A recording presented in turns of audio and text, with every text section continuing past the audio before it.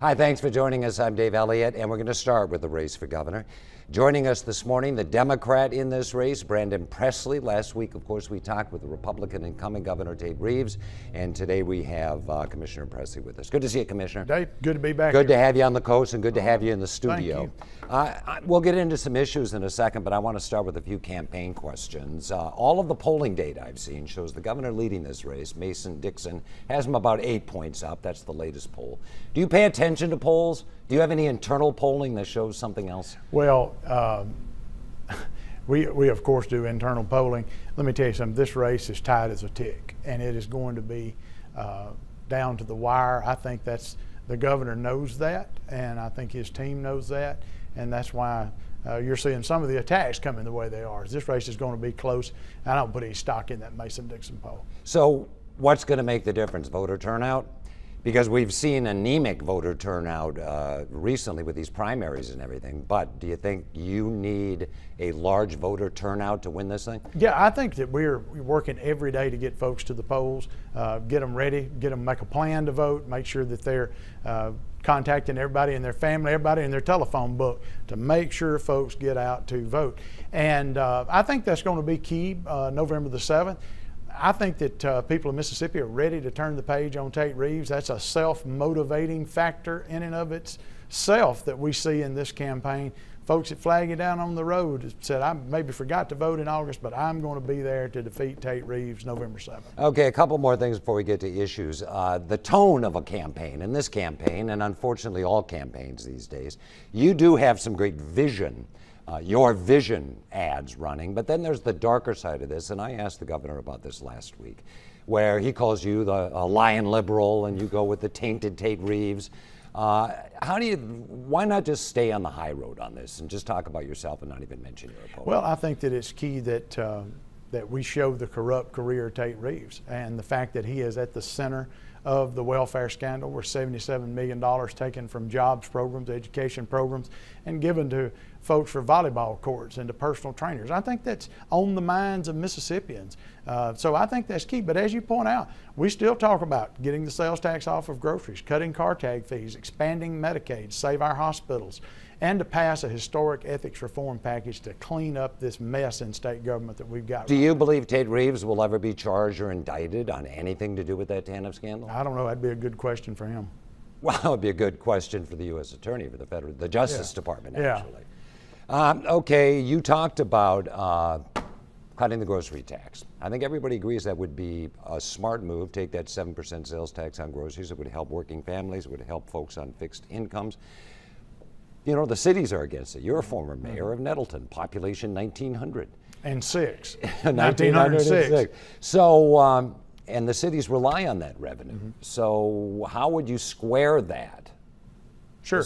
Well, I mean, first and foremost, we have got the highest sales tax on food of any state in the United States of America. We have the highest. If you go buy feed for a cow or a hog, you pay 0 sales tax to feed a cow or a hog. If you go to buy groceries for your family, you pay the highest tax in the United States of America, and that is just flat out wrong. I think there are some practical things with cities that could be done. Give the city, for instance, the option to keep their sales tax. If the mayor and board of aldermen, the mayor and city council wanted to impose that tax, you might could work a compromise where they have the right in which to do that. I think that's done in some other states where there was that diversion. So I'm familiar with this from my time being a mayor. But we can get the sales tax off of groceries. It's the highest in the United States of America. I think there's ways to work with cities on this, but at the same time, we've got to get the sales tax off. Okay, let's go to car tags. While the cities might oppose eliminating the grocery tax, counties with ad valorem taxes are going to say, wait a second, we rely on these car tags, so how do you do an offset there? Yeah, you know, it's not unusual to hear folks in government sometimes complain about revenue streams being cut and giving taxes back to working people. I'm a tax cutter. I cut taxes twice when I was mayor. I understand the importance of putting money back into citizens' pockets rather than government having it. But the legislature puts out and appropriates the legislative car tag credit that goes to counties right now. Already, Dave, in the House of Representatives, the sales tax on groceries cut has passed and car tag fees being cut in half have passed, albeit in a bigger package, but both of those items have already passed with existing revenue.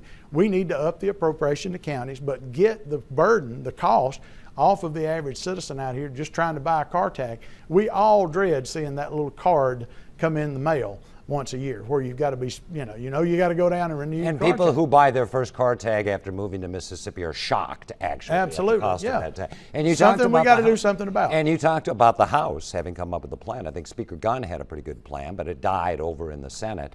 You can't do any of this with the swipe of a pen through executive action. So how do you get the legislature on board? Well, I think that you've already got widespread support in the legislature today to do three things: expand Medicaid, cut the sales tax on groceries, and cut car tag fees. I believe the support is there today. What we lack in this state is a leader with some backbone and guts to take on these issues and get them done.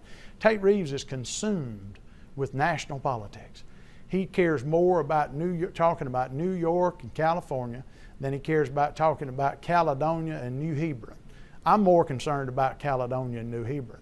And leadership at the top matters. And on these issues, I believe there's a majority of Republicans and Democrats in the House and Senate today that would expand Medicaid, get the sales tax off groceries, and cut car tag fees. I believe it exists. I have had Republicans tell me privately, not many publicly, that they do, and I think Lieutenant Governor Hosemann might be agreeable to expanding Medicaid.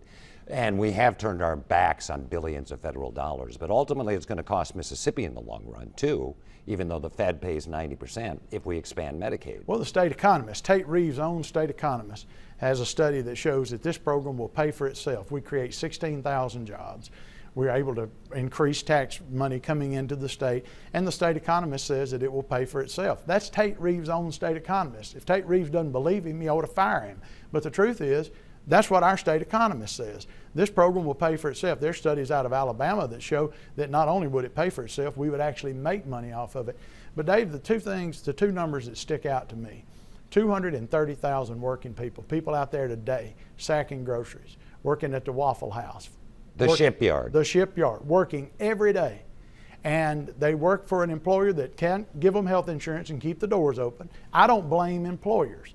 I don't pick on business owners about this. The truth is, state government has a role to play. And 230,000 people we could get help for. The other thing is 16,000 healthcare jobs. If we had an industry looking to locate in Mississippi that would bring 16,000 jobs, can you imagine the incentive packages the legislature would pass to locate those 16,000 jobs? This is economically dumb, and it is amoral that we have people as sick as we have them in Mississippi, and we have a solution we won't take. And we do have to fund and save the hospitals. But I'm curious why then the director of the Hospital Association, who donated to your campaign or decided to give money to your campaign, was basically run out of town. Yeah. And why hospitals pulled out of the association. It's called, if hospitals want Medicaid expansion. Well, I think you go talk to those hospitals and they do. And I tell you what, I met with every one of them before they decided to exit the Hospital Association, spoke to them a week before that. This is just plain old raw politics. That's the whole reason that happened, and anybody can see through that little bit of a scheme that went on after the Hospital Association came out so strong supporting me. And I'm proud to have their support. Look, we're working for folks in this campaign that aren't going to vote for me but need a governor on their side. Okay, I covered the Kemper County hearings with the PSC. You were right from the get-go, I'll give you that. The lignite plant was a disaster. Ended up never seeing the light of day, went to natural gas. You've accused the then Lieutenant Governor Tate Reeves of somehow coming up with $1 billion bailout. Yeah, absolutely. I followed that story. I don't remember $1 billion. Oh yeah. So as that plant was in the worst part of the construction delays and cost overruns, Mississippi Power Company went to the legislature and asked the legislature to allow them to pass along $1 billion bonded indebtedness for that plant.